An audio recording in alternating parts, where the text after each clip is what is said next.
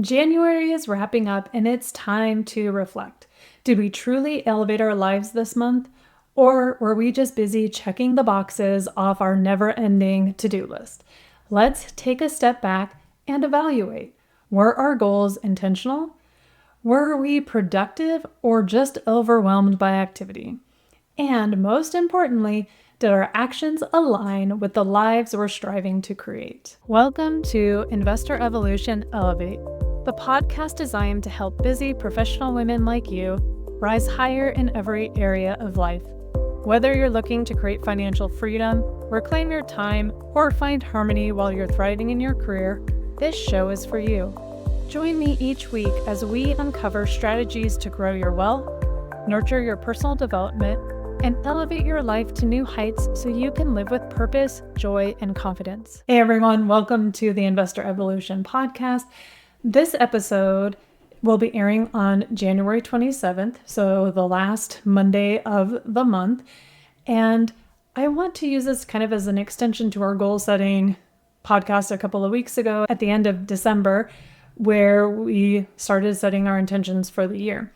And as we're nearing the end of January, thought it was a perfect time to give you another actionable episode of how we take those goals and we reflect on them so that we can refine, iterate, and move forward to our next month.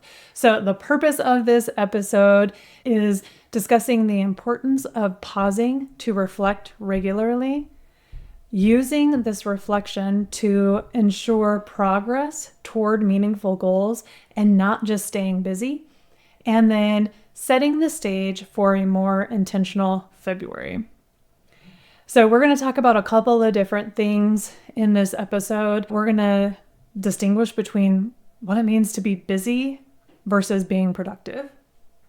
We're also going to evaluate whether our goals are actually tied to a big picture or if we need to realign those, and steps for creating intentional aligned goals moving forward. Number one, what is the difference between being busy and being productive? Let's take busy, for example. This is endless activity without any meaningful progress. Think about a treadmill. You may be working really hard, but you are not going anywhere. You're not making any forward progress. It can be focused on checking off tasks from your to-do list without actually considering their impact. Are they helping you move towards your goals? And it's also reactive rather than proactive. Some examples that we can find or think of is spending hours on emails or errands that aren't really moving us towards our goals.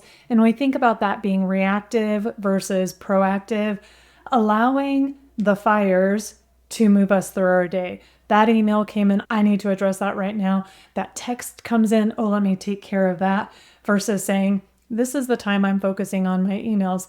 This is the time I'm focused on responding to text messages. This is the time that I'm putting my head down and working on what I need to do. Now, let's contrast that with productive. So this is focused, intentional effort towards meaningful outcomes, and it's tied to our long-term goals and values. For example, are we prioritizing tasks that bring us closer to our financial freedom, better work, life harmony, or personal growth? For an example that I'm doing right now on personal growth, I had taken this test called the Clifton Strengths Test, and it has 34 different strengths, and it gives you your top 5 or your top 10, and you can see where they all align.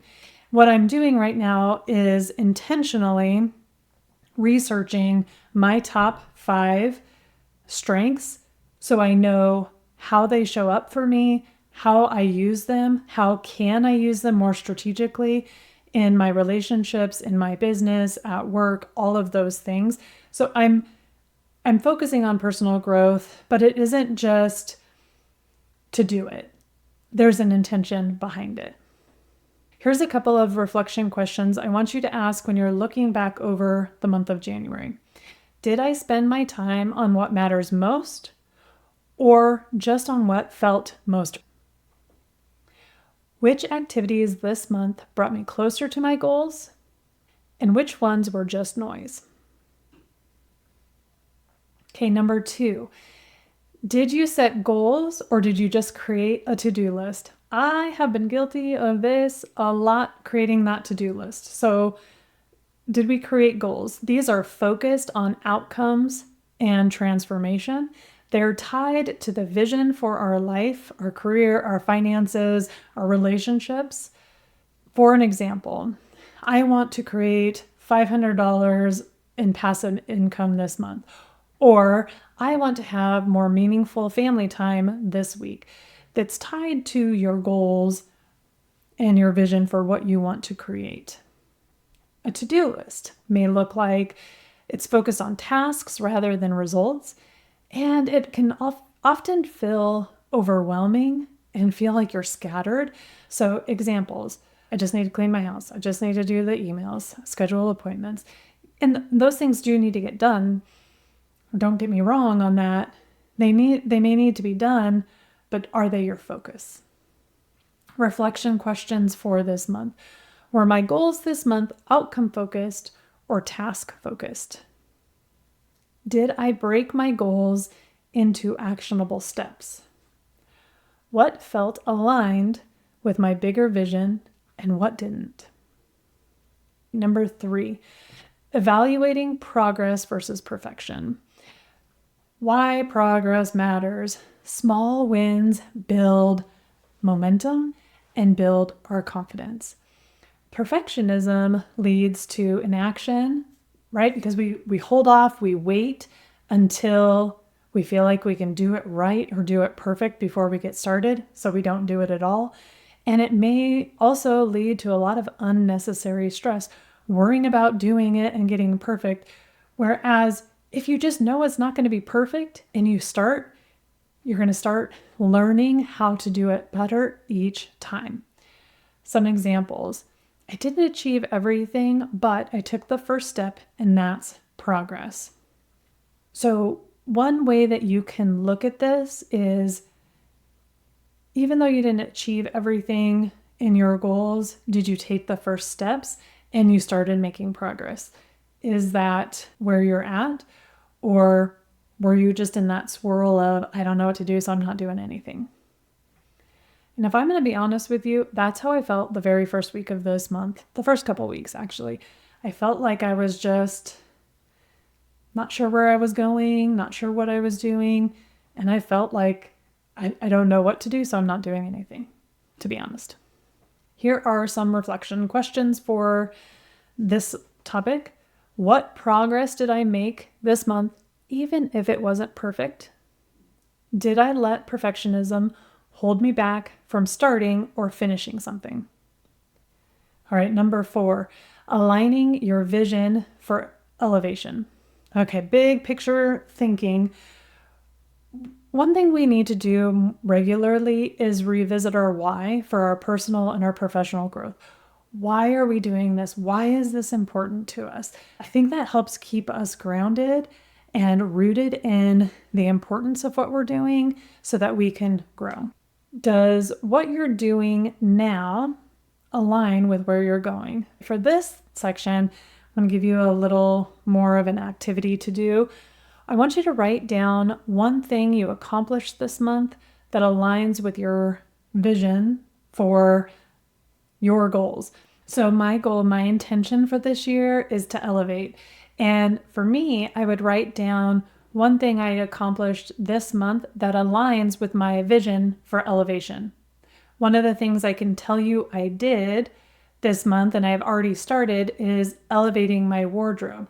I've been doing some shopping, and it may feel like a little bit of cheating because it's something fun to do, but it is part of my process and part of the things that I'm looking to do to elevate myself moving forward. Another question, what's one area you want to improve or adjust for next month? I want to give you some other actionable steps for reflection and for goal setting. So number 1, I want you to set aside time for reflection.